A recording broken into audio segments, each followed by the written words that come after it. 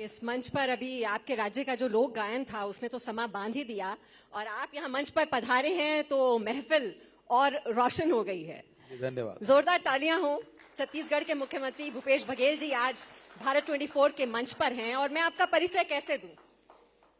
कुशल, कर्मठ, जोशीले, बहुत ही ऊर्जावान राजनेता और अब ये तो अजीब बात हुई कि मुझे अपने लोगों के बीच में परिचित करा रहे हैं। जी नहीं, ये हमारा सौभाग्य है कि आप भारत 24 के मंच पर आए हैं और भले ही आप छत्तीसगढ़ राज्य के मुख्यमंत्री हैं लेकिन आजकल आप दूसरे राज्यों में भी बहुत खूब नजर आ रहे हैं। हिमाचल प्रदेश चुनाव का घोषणा पत्र जारी हुआ तो वो आपकी मौजूदगी में हुआ और गुजरात चुनाव के लिए जो स्टार प्रचारकों की सूची जारी की गई उसमें भी आपका नाम शुमार है। और जब आप गुजरात का जिक्र हो ही गया है तो किसी भी राज्य के विकास मॉडल की जब हम बात करते हैं तो आमतौर पर उदाहरण दिया जाता है गुजरात राज्य का। मैं आपसे समझना चाहूंगी कि छत्तीसगढ़ राज्य का विकास मॉडल क्या है और ये गुजरात से किस तरह से अलग है? पहले ही बॉल बाउंसर है बॉस। गुजरात जहां तक की बात है, गुजरात वैसे बहुत ही ऐसा राज्य जो हम लोग बहुत श्रद्धा से देखते हैं क्योंकि वहाँ महात्मा गांधी वहाँ से आते हैं, सरदार पटेल वहाँ से आते हैं और बड़े बड़े हमारे भक्ति युग के बड़े बड़े संत हुए हैं, इसलिए गुजरात को हम लोग याद करते हैं। वहाँ के लोग बड़े मेहनतकश भी हैं। लेकिन गुजरात मॉडल की चर्चा तब हुई जब 2014 में मोदी जी प्रधानमंत्री कैंडिडेट भारतीय जनता पार्टी की तरफ से घोषित किया गया। तब ये चर्चा में आया कि गुजरात मॉडल, और लोगों के बीच कहा गया कि पूरे देश में गुजरात मॉडल लागू किया जाएगा। बड़ी उम्मीदें थी लोगों की कि अब गुजरात जैसे विकास पूरे देश में होगा। लेकिन 2014 से लेके आज 2022 8 साल गुजर गए। इस बीच में गंगा, गोदावरी, यमुना से बहुत पानी बह गया, लेकिन लोगों के हाथ में कुछ आया नहीं है। लोगों के हाथ में आया तो केवल नोटबंदी, जीएसटी और आया लॉकडाउन। तो देश में महंगाई और बेरोजगारी बढ़ा है। यदि क्योंकि प्रधानमंत्री के कार्य से ही गुजरात मॉडल हम लोग माने तो देश ने तो केवल यही पाया है, भयंकर बेरोजगारी और जबरदस्त महंगाई। इसके अलावा और कुछ नहीं पाया। जितने उद्योगपति हैं, व्यापारी हैं, किसान हैं, नौजवान हैं, इसमें कोई विकास कहीं दिखाई देता नहीं है। तो ये तो हो गया गुजरात मॉडल जो प्रधानमंत्री के द्वारा पूरा देश में लागू किया गया। जहां तक कि कांग्रेस का छत्तीसगढ़ मॉडल की आप बात करें तो छत्तीसगढ़ में हम लोगों ने शुरू से ही ध्येय रखा कि व्यक्ति हमारे केंद्र में होगा और उसका विकास हमको करना है। तो इसमें छोटे बच्चे से लेके बड़े बुजुर्ग तक, महिला भी है, पुरुष भी है, नौजवान भी है, वृद्ध भी है। सबसे पहली जरूरत क्या है? सबसे पहली जरूरत है आज के समय में सबसे पहले उसके आर्थिक व्यवस्था ठीक हो, आर्थिक मजबूती होना चाहिए। तो किसानों के लिए राजीव गांधी किसान न्याय योजना लाया, गौपालकों के लिए गोधन न्याय योजना लाया, मजदूरों के लिए भूमिहीन श्रमिक न्याय योजना लागू किया। जो जंगल में रहते हैं हमारे आदिवासी परंपरागत निवासी वहाँ निवास करते हैं, उनके जो लघु वनोपज है उसकी खरीदी की व्यवस्था, उसकी वैल्यू एडिशन, तो कुल मिला के हर वर्ग के आय में वृद्धि होना चाहिए, हर का जीवन सुगम होना चाहिए, राशन भी मिले और उसके बाद राशि भी मिले। तो दो काम हमने पहले किया कि उसके आय में वृद्धि हो, पहला काम। दूसरा काम स्वास्थ्य का है। यहाँ तो स्थिति ये थी कि बस्तर, क्योंकि छत्तीसगढ़ पहले आप सुनते रहे होंगे तो ये प्रदेश छत्तीसगढ़ और दूसरा फिर नक्सलगढ़। आप एयरपोर्ट में उतरेंगे नहीं और नक्सली धर लेंगे, ये जहन में रहा होगा कभी।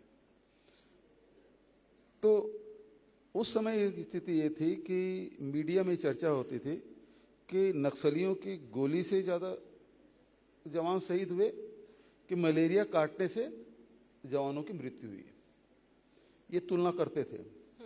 तो स्वास्थ्य एक बड़ी चुनौती हमारी रही है। तो हमने हाट बाजार क्लिनिक योजना, मुख्यमंत्री सुपोषण योजना, मलेरिया मुक्त बस्तर शुरू किया, फिर छत्तीसगढ़ शुरू किया। तो स्वास्थ्य के दिशा में हम लोगों ने काम किया।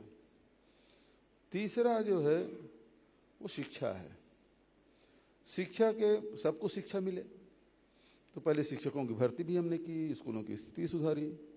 और आज चाहे वो मिडिल क्लास हो, लोअर मिडिल क्लास हो, गरीब लोग हों, वो भी चाहते हैं कि मेरे बच्चे अंग्रेजी स्कूल में पढ़े। तो हमने पूरे प्रदेश में अभी तक के 279 स्वामी आत्मानंद अंग्रेजी स्कूल खोला है, जिसमें निःशुल्क पढ़ाई होती है। और जो प्राइवेट स्कूल में जो बच्चे पढ़ रहे थे वो अपना टीसी लेके यहाँ एडमिशन ले रहे हैं। तो ये जो आत्मानंद स्कूल है, क्या ये दिल्ली मॉडल से तो प्रेरित नहीं है? उससे प्रेरित क्यों? शिक्षा तो सबका मूलभूत आधार है।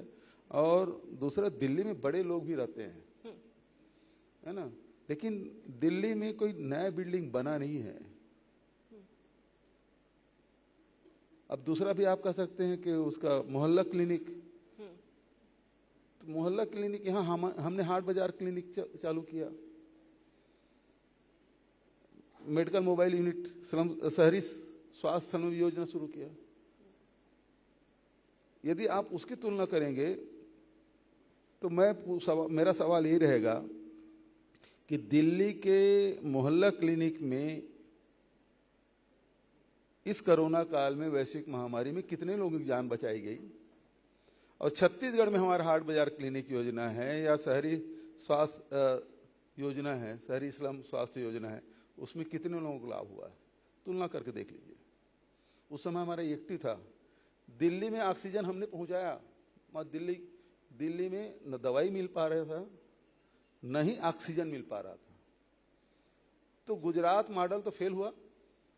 छत्तीसगढ़ मॉडल यही है कि हम अपनी मतलब आय, रोजगार, शिक्षा, स्वास्थ्य और साथ साथ छत्तीसगढ़ की संस्कृति। लेकिन उसी मॉडल पर बार बार विश्वास भी तो देखते हैं हम जनता का लगातार, और वो भी भारी बहुमत के साथ। और जो जिक्र आप कर रहे हैं बेरोजगारी, महंगाई, उसको भुना क्यों नहीं पा रहा है? बहुत अच्छी बात आपने कही। 2014 में गुजरात मॉडल के बात कह के तो आ गए, लेकिन जब 2019 में आए ना चुनाव में, तब गुजरात मॉडल की चर्चा नहीं। हमने गुजरात मॉडल लागू कर दिया, इसका हमको वोट दो। एक बार भी कोई भारतीय जनता पार्टी के नेता, प्रत्याशी या प्रधानमंत्री ने बात कही हो? वो तो सर्जिकल स्ट्राइक भी पहुंच गया। तब तो देश की सुरक्षा, देश की भावना, उस पर आपने वोट मांग लिया। अपने कार्यों के आधार पर वोट मांगा हो तो बता दीजिए।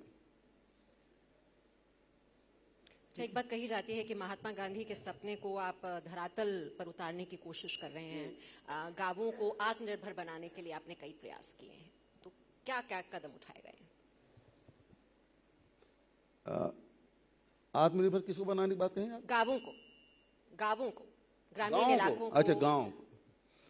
देखिए, मुख्य रूप से बात यह है कि गांव में जो लोग हैं, या तो कृषि कार्य करते हैं, या पशुपालन करते हैं, या कुछ कारीगर होते हैं जी, जिसमें लोहार कह सकते हैं, है ना, कि बुनकर कह सकते हैं। तो इस प्रकार से कारीगर भी वहाँ निवास करते हैं। दूसरा है कृषि के साथ साथ गौ पालन।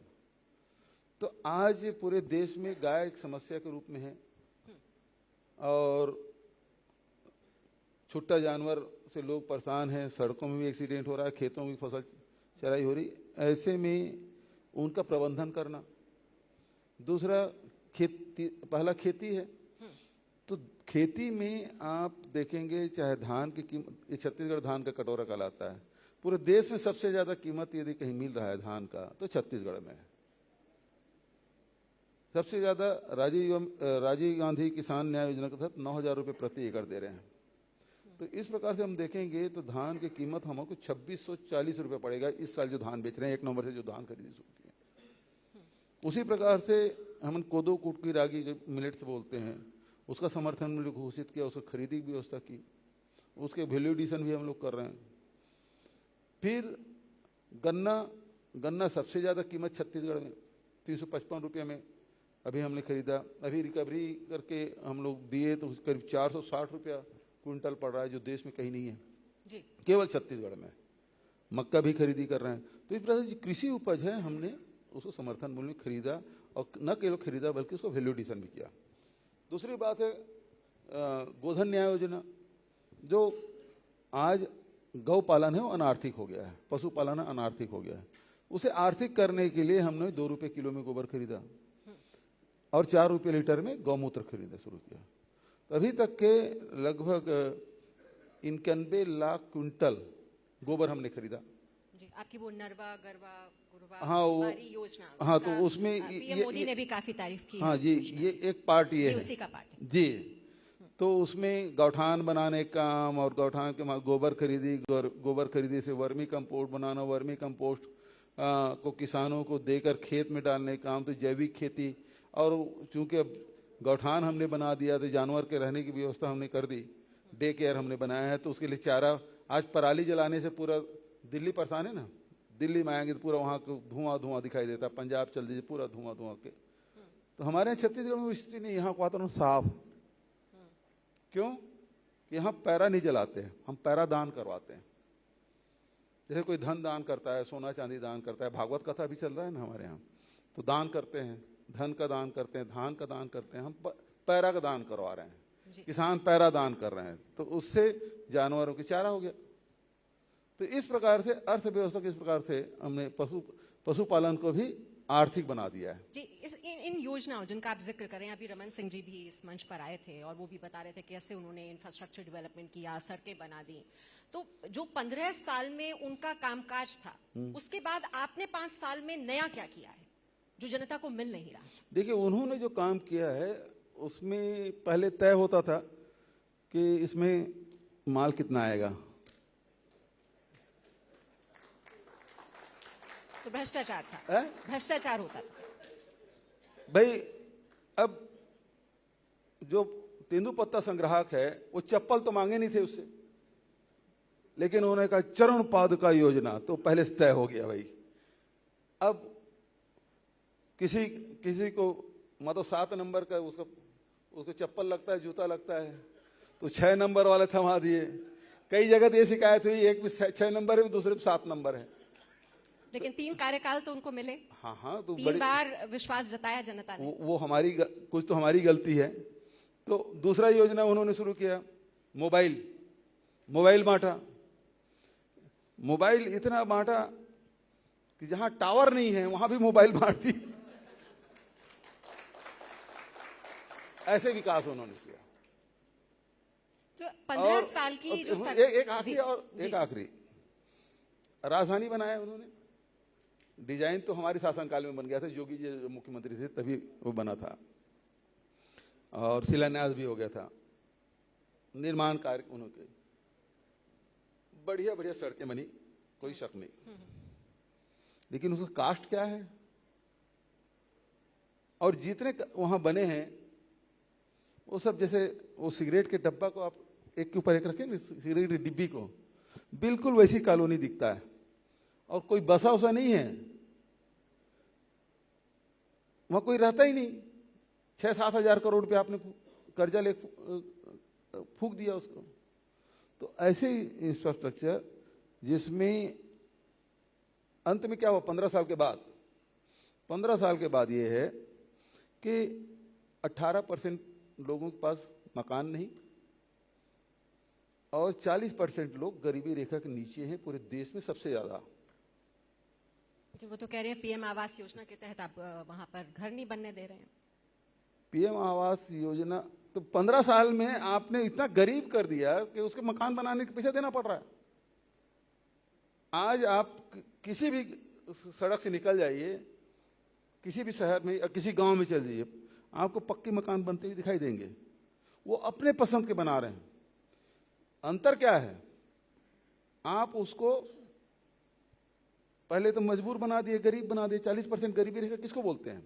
देश में सर्वाधिक, सबसे ज्यादा अशिक्षा, सबसे ज्यादा 3000 स्कूल आपने बंद कर दिया। अभी नौकरी भी देना भी चाहे बस्तर के लोगों को, तो बेचारे 5वीं पढ़े नहीं है, 8वीं पढ़े नहीं है, क्योंकि स्कूल ही नहीं है, तो पढ़ेंगे कैसे? अब पढ़े नहीं है तो उसको नौकरी कैसे मिलेगी? आपने शिक्षा से वंचित किया, नौकरी से वंचित किया, इनकम से वंचित कर दिया। मतलब रमन सिंह के राज में स्थिति ये था कि 2 रुपया किलो में महुआ बेचने के लिए मजबूर हुआ और पहली बार आदिवासी महुआ को सड़कों में फेंका। आपने क्रय करने की व्यवस्था नहीं की। वहीं कोरोना काल में जब पूरा लॉकडाउन था, पूरा व्यापार व्यवसाय बंद था, जब पूरे देश में बंद था और महुआ का सीजन था, हमने महुआ खरीदने की व्यवस्था की और 30 रुपये में खरीदा। लेकिन जो राशन व्यवस्था तो उन्होंने की, देखिए दोनों में अंतर देखिए। हाँ। दोनों में अंतर क्या है? उन्होंने बड़े बिल्डिंग बनाई, वहां तो स्थिति ये थी कि डीएमएफ के पैसे से स्विमिंग पूल तक बनाया भाई, और कलेक्ट्रेट में कलेक्टर के आने जाने की लिफ्ट भी लगवाया कलेक्ट्रेट में। ऐसा विकास किया। हमने क्या किया? आम जनता की आय में वृद्धि की, चाहे वो मजदूर हो, चाहे वो किसान हो, चाहे वो महिला हो, चाहे वो युवा हो, चाहे वो आदिवासी हो, सबके आय में वृद्धि की। और वृद्धि करने से फर्क क्या पड़ा? आज स्थिति यह है कि कोई भी किसान के पैसे मतलब ये है कि आप बस्तर चल दिए, सरगुजा चल दिए या ग्रामीण अंचल में चल दीजिए, तो 2 चीज की मांग करते हैं। पहली बात है कि स्वामी आत्मानंद अंग्रेजी स्कूल हमारे यहाँ खोल दो, और दूसरा हमारे यहाँ बैंक खोल दो, बैंक की शाखा। क्यों? कि बैंक पैसा है, उनके पास पैसा निकालना है। अब उसके पास हर 3 महीने में राजीव गांधी किसान न्याय योजना का पैसा चल देता है, 15 दिन में गोधन न्याय योजना का पैसा चल देता है, मजदूर है तो उसका पैसा चल देता है, लघु उन पर संग्राहक है तो उसका पैसा जा रहा है, तो लगातार पैसे जा रहे हैं, तेंदुपत्ता सबसे। तो आज समृद्धि आई है छत्तीसगढ़ में, और यही कारण है कि जब लोगों की जेब में पैसा गया ना, तो यहाँ के व्यापार में कभी मंदी नहीं आई छत्तीसगढ़ में। आप कह रहे हैं लोगों को सशक्त बना रहे हैं, लेकिन हाँ, जो 15 साल की रमन सिंह सरकार को मात देकर आप मुख्यमंत्री बने, तो ये एंटी इनकम्बेंसी थी जिसका फायदा आपको मिला? ये कांग्रेस की कुशल रणनीति थी? रमन सिंह भाग्यशाली थे और हमारा दुर्भाग्य था कि हमको जोगी जैसा नेता मिला। अब तो स्वर्गवासी हो गया, उसके बारे में कुछ बोलना नहीं चाहिए।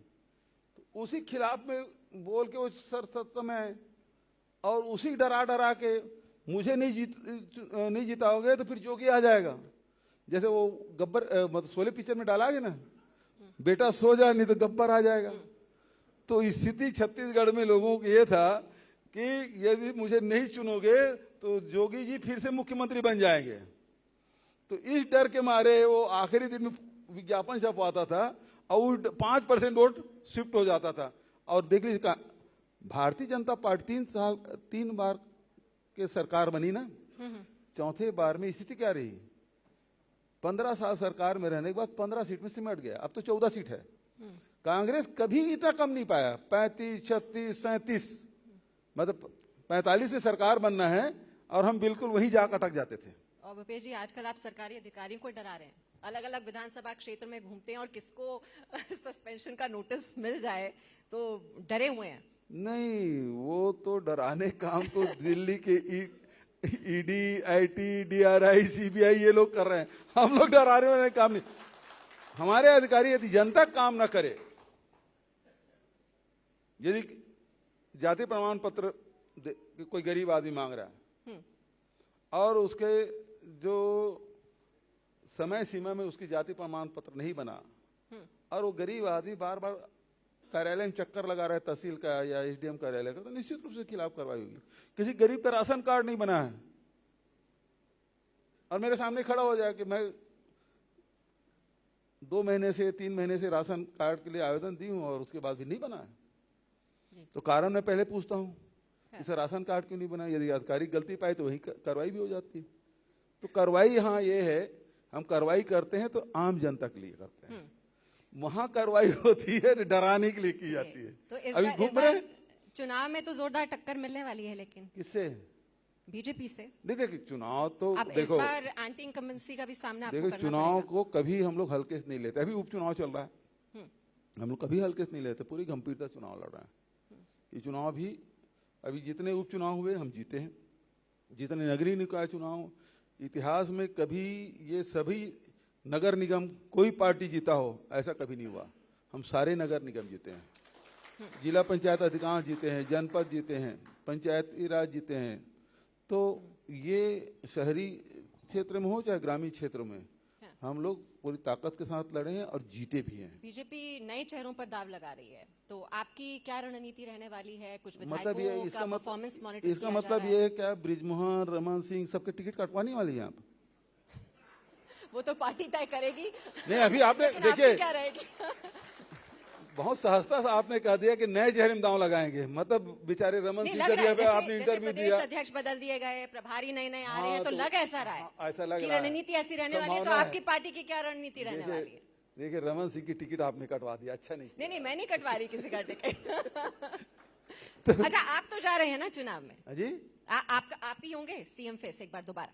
देखो तो पार्टी तय करती है, पार्टी तय करेगी, घोषित करेगी कि हमारा सीएम चेहरा कौन सा होगा। लेकिन आप इतने कामकाज आपने किया है 5 साल, जैसा आप बता ये रहे हैं। असल में गलत आदमी सवाल पूछ रही है मैडम। आपको भाई कमान से पूछना चाहिए सवाल, क्या छत्तीसगढ़ में फेस भूपेश होगा या कोई और होगा? ये सवाल उनसे पूछना चाहिए जो मुझसे आप पूछ रही हैं। अच्छा, कौन सी वो 5 उपलब्धियां हैं जो आप लोगों के बीच लेकर जाएंगे?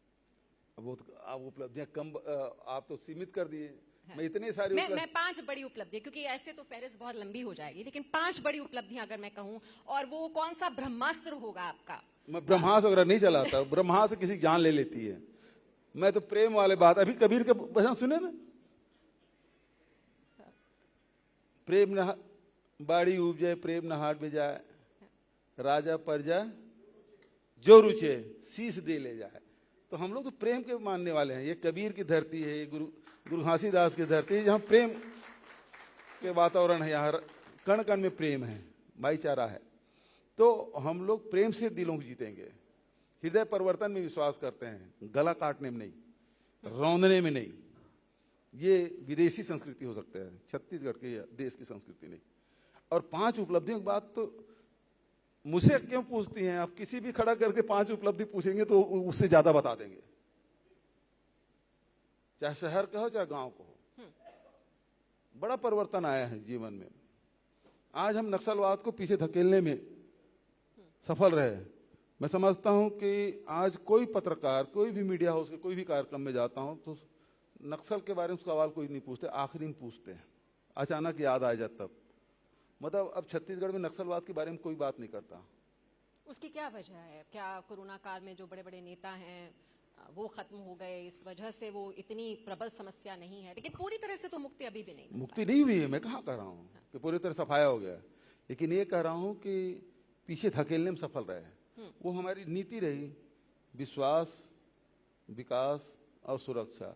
वहाँ जो रह रहे हैं, चाहे आदिवासी हों, चाहे परंपरागत निवासी हों, चाहे पत्रकार हों, व्यापारी हों, जवान हों, जो वहाँ रह रहे हैं उसका पहले विश्वास जीतो। हमने विश्वास जीतने का काम किया। अच्छा, दूसरी ओर खनिज संपदा से परिपूर्ण ये राज्य, अब औद्योगिकीकरण का भी एक लक्ष्य है कि उद्योगों को कैसे बढ़ावा देना है। तो ये तालमेल किस तरह से बिठाएंगे, कैसे दोनों को आगे लेकर चलेंगे? ये भी एक बड़ी चुनौती है। देखिए, धरती माता से उतना लेना चाहिए जितना आपको आवश्यकता है। आपको जितने कोयले की जरूरत है उतना लीजिए, जितने लोहा की जरूरत है उतना लीजिए, क्योंकि आने वाली पीढ़ी को बचा कर रखना है। क्योंकि ये रोज पैदा होने वाली चीज नहीं है, ये केमिकल चीज नहीं है जिसका आप पैदा कर ले, या अनाज नहीं है जिसको रोज उत्पादन कर ले। ये ऐसी संपत्ति है जिसको सहेज के रखना चाहिए और धीरे धीरे खर्च करना चाहिए। तो प्राकृतिक रूप मतलब हमारे पास नेचुरल रिसोर्स बहुत हैं, चाहे कोयला हो, लोहा हो, सोना हो, डायमंड हो, ये सारी चीज़ें हमारे छत्तीसगढ़ में है। टीन कहीं नहीं मिलता, वो हमारे यहाँ है। एलेक्जेंड्राइट कहीं नहीं मिलता, वो हमारे यहाँ है। तो बहुत सारी चीज़ें हैं जिसको धीरे धीरे आने वाली पीढ़ी के लिए भी रखना चाहिए। वो प्रदेश के लिए भी काम आएगा, देश के लिए भी काम आएगा। तो वो है, हमारे पास संपदा है, देश को जितनी ज़रूरत है उतना ले जा रहे हैं, और उससे हमारे पास पैसे भी आ रहे हैं, और उसका खजाने में सबका हक है, सबका अधिकार है, केवल चंद उद्योगपति या ठेकेदारों का नहीं है। और इसलिए हमने ये वितरण प्रणाली बनाई है, राजीव गांधी किसान न्याय योजना, गोधन न्याय योजना, भूमि श्रमिक न्याय योजना। और जो उपज है उसकी कीमत हम लोग दे रहे हैं। ये लोग स्वामीनाथन कमेटी की बात किए थे, आय दुगुनी करने की बात कहते, ये लोग तो नहीं कर पाए। हमने आय बढ़ाने का काम जरूर किया है, आम लोगों का आय बढ़ाने वृद्धि की। और बीजेपी का जो मूल मुद्दा रहता है, जो हिंदुत्ववाद का जो एजेंडा है, हिंदुत्ववाद, तो ऐसा लग रहा है जैसे वो भी आपने हाईजैक कर लिया। देखिए, भारतीय जनता पार्टी का आता उता कुछ नहीं है।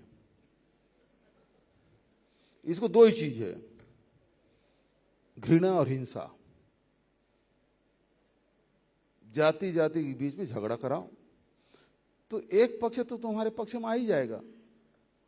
दो भाई हैं, दोनों को लड़ा दो तो एक जने तो अपने साथ आ ही जाएगा ना, 50% हो ही गया। अब 3 लड़ रहे हैं तो 2 को अपने पक्ष में कर लो, 1 उधर कर दो। तो ये हिंसा की बात है।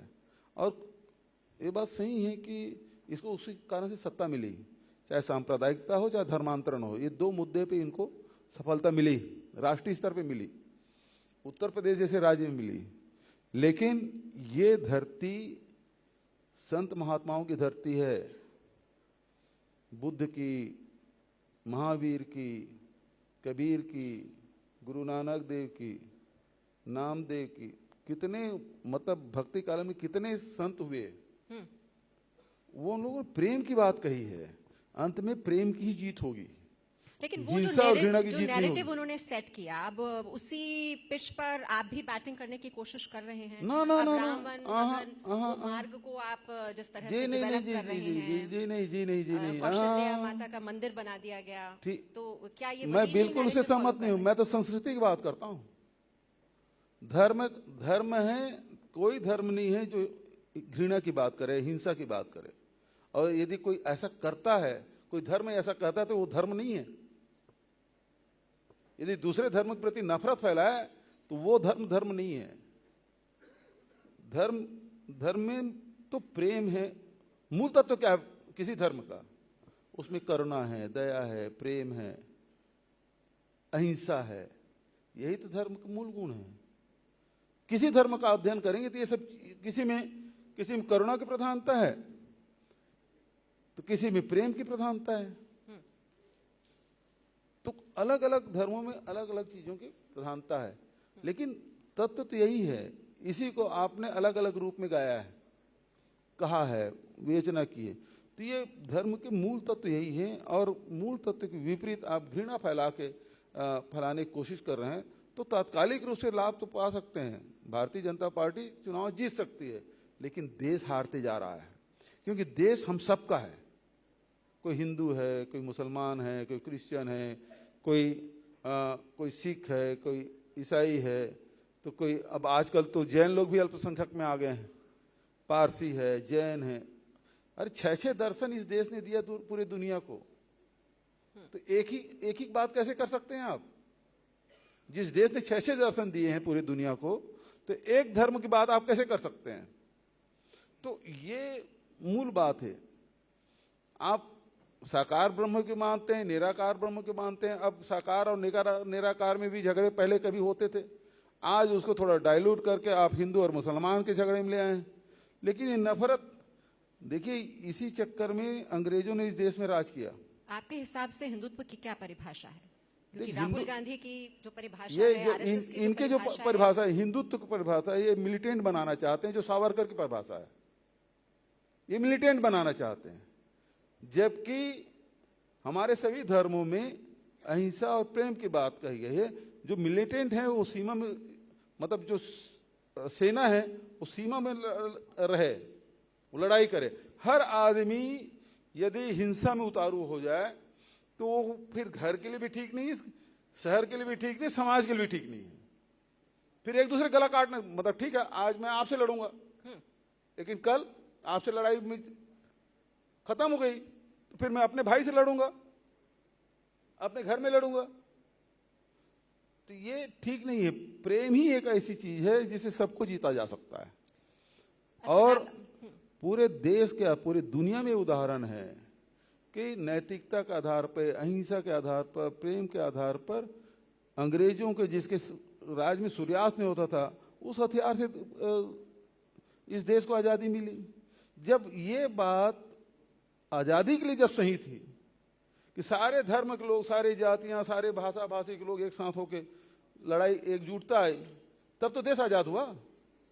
तो जब वो बात उस समय जब सही थी तो आज गलत कैसे हो गया?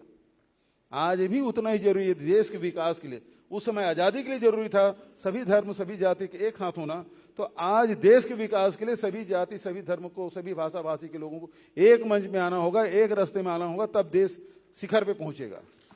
आज हम हिंदू मुस्लिम की बात करते हैं या सिख और हिंदू की बात करते हैं, तो हमारी जो मूल जो समस्या है, चाहे गरीबी हो, बेरोजगारी हो, महंगाई हो, इस पे चर्चा नहीं होती। और उस दिशा में जब चर्चा ही नहीं करेंगे तो प्रयास क्या करेंगे? तो सवाल इस बात का है कि जो मूल जो समस्या है हिंदुस्तान की, उस पर चर्चा होनी चाहिए। औद्योगिकरण के बारे में बात होना चाहिए, किसानों के बारे में बात होना चाहिए, नौजवानों को रोजगार के बारे में बात। आज बात करना बंद कर दिए हैं। आज केवल बात होती है हिंदू है, मुसलमान है, मारो पीटो। तो इसीलिए राहुल गांधी भारत जोड़ो यात्रा निकाल रहे हैं। बिल्कुल, यही भारत जोड़ो यात्रा। लेकिन टारगेट 2024 है क्या? टारगेट नहीं, देखिए ये तो ऐसे काम है, चुनाव तो आते जाते रहेंगे, लेकिन भारत जोड़ो यात्रा करने वाले कितने लोग हैं? आप देखिए इस देश को किन किन लोगों ने पद यात्रा की और किन किन लोगों ने जोड़ा। वैसे भी गांव से निकलते हैं, शहर से निकलते हैं, पहले पद यात्रा करने की परंपरा रही, लेकिन पहली पद यात्रा के यदि आप करेंगे तो आदि गुरु शंकराचार्य ने पद यात्रा की। केरल से निकले और 4 मठ उन्होंने स्थापित की 2000 साल पहले। आज भी है, वो आज भी स्थापित है। बद्रीनाथ में, रामेश्वरम में, द्वारका में, पुरी में, है ना वो चारों मठ। किसके द्वारा स्थापित हैं? 2000 साल पहले आदि गुरु शंकराचार्य ने स्थापित किया। उसके बाद पदयात्रा किसने की? स्वामी विवेकानंद जी। 12 साल पैदल घूमे देश में। आप कन्याकुमारी से जो चले, पूरे देश भर में भ्रमण किया, और आज उन्होंने जो संदेश दिया, आज सभी युवा धड़कन में वो सुनाई देता है।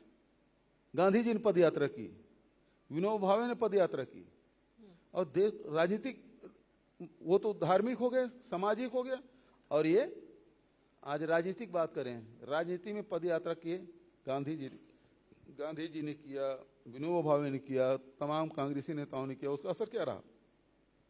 देश आजाद हुआ। आज जिस उद्देश्य को लेकर, एक तो बेरोजगारी, दूसरे महंगाई, और दूसरा जो समाज के बीच में जो खाई पैदा हुआ है, ये खत्म करने के लिए ये भारत जोड़ो यात्रा है। 3500 किलोमीटर पद यात्रा कर रहे हैं। तो ये केवल 2024 इसका टारगेट नहीं हो सकता। लेकिन आपके विरोधी कह रहे हैं कि भारत तो बाद में जोड़ेंगे, पहले कांग्रेस तो जोड़ लें। उसकी चिंता दूसरों को नहीं करना चाहिए। अब ये जब आप पूछ रहे हैं, मैं एक सवाल पूछ सकता हूँ भारतीय जनता पार्टी को कि मोदी जी और शाह जी के बाद भारतीय जनता पार्टी में कौन है? इसके बाद क्या होगा भारतीय जनता पार्टी? कोई बता सकता है? हमको तो कहते थे मतलब गांधी परिवार के अलावा कौन? तो आज मल्लिकार्जुन खड़गे जी बन गए। इसके बाद कौन है भारतीय जनता पार्टी में? ये अभी राष्ट्रीय उपाध्यक्ष से बात की, कभी राष्ट्रीय स्तर पे बात किया क्या? रमन सिंह जी आए थे, राष्ट्रीय उपाध्यक्ष हैं, वो छत्तीसगढ़ के बारे में बात कर लिए होंगे, उसकी पहचान बन पाएगी राष्ट्रीय उपाध्यक्ष की? तो मोदी जी और शाह जी की बात कौन? इस सवाल को उत्तर वो लोग दे। हमारे पास तो उत्तर आ गया, हम खड़गे जी को बनाया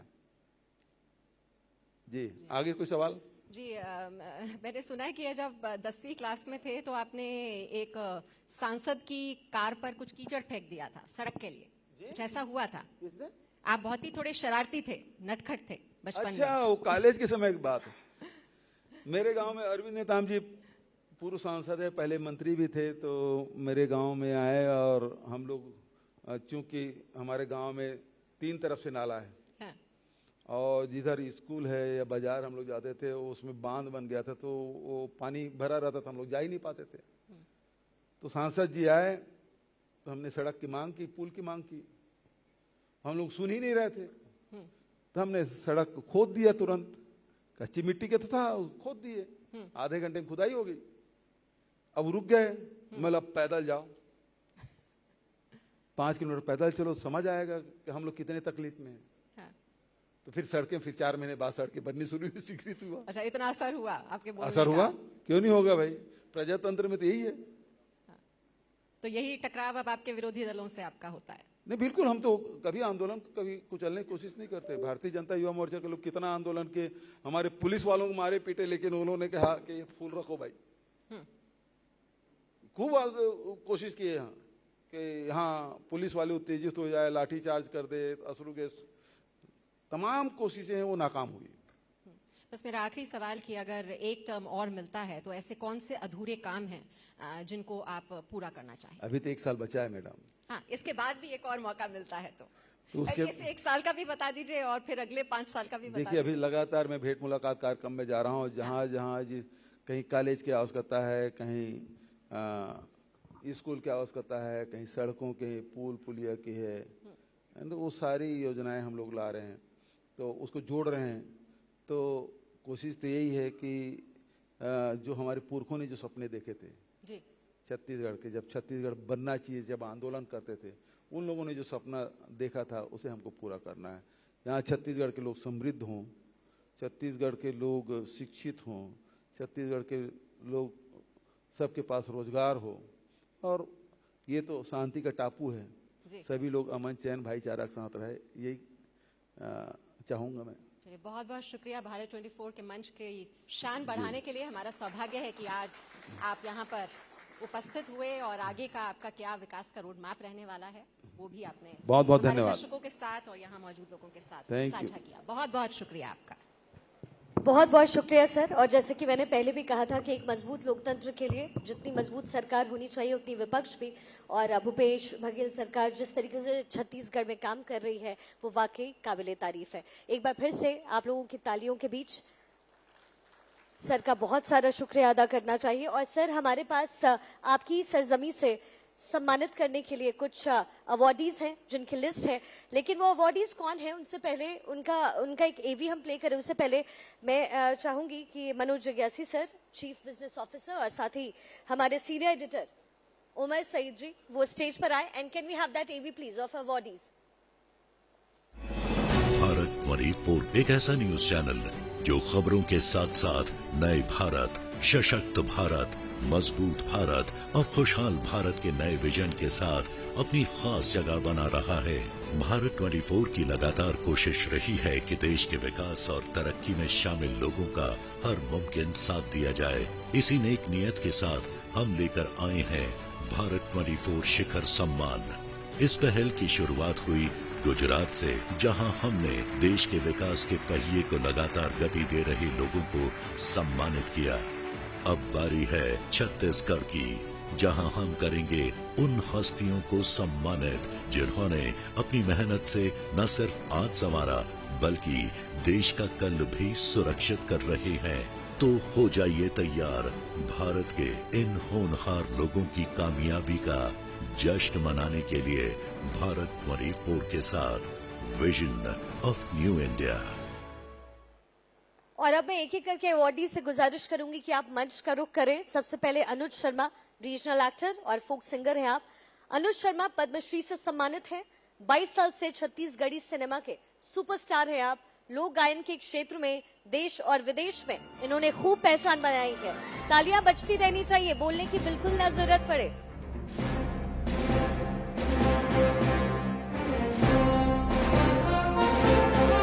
भारती बंधु जी, आप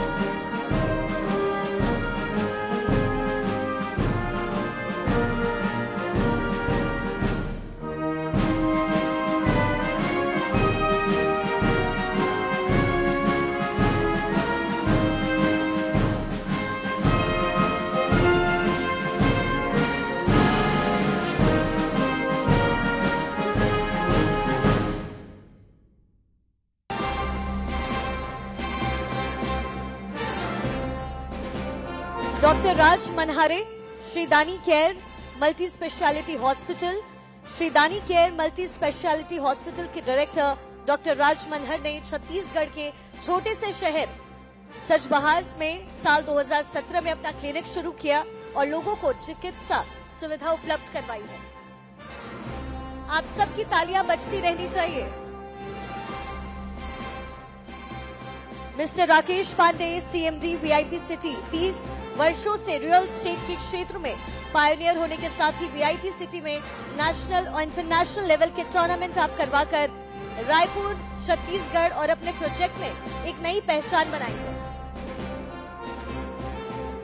सागर बोस म्यूजिक कंपोजर हैं आप। सागर ने छत्तीसगढ़ी गानों को नए ढंग से लोगों के सामने प्रस्तुत किया। बस्तर का फोक म्यूजिक हो या फिर तिरंगा कैंपेन, छत्तीसगढ़ी संगीत को आपने नई ऊंचाइयां दी हैं। Mister Basant Agrawal, managing director Aryan builders and developers. Sir, आप Bodhiya, MD Bodhiya builders and developers अपंग लोगों को जरूरत के अनुसार मुफ्त में कृत्रिम हाथ और पैर लगवाकर आत्मनिर्भर बनाने के प्रयास का भारत को आप किस तरीके से गति दे रहे हैं, ये सबके सामने पिछले 25 वर्षों से अंकुर नामक संस्था के माध्यम से दिव्यांग बच्चों की आप स्कूल भी चला रहे हैं। मिस्टर वीरेंद्र सिंह तोमर, अध्यक्ष छत्तीसगढ़ श्री करनी सेना, आप भी प्लीज मंच पर आए।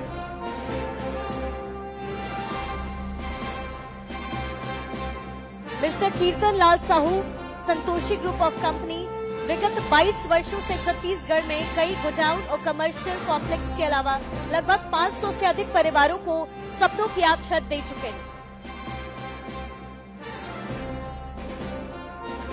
मिस्टर सुबोध हरिद्वाल, राष्ट्रीय प्रवक्ता भारतीय युवा कांग्रेस, आप भी सर मंच पर आए। Ishwar Sahu, folk artist, Ishwar Sahu. Kabir Chandrakar, local farmer, Aru Sahu.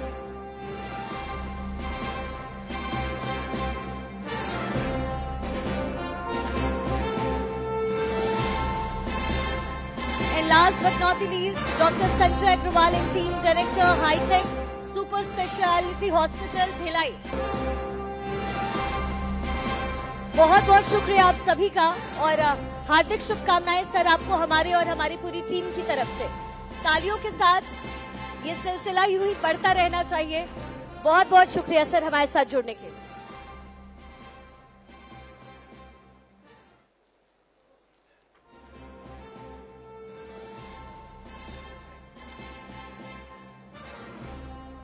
जी और Divesh Tiwari, vote of thanks के लिए आप पोडियम पे आए।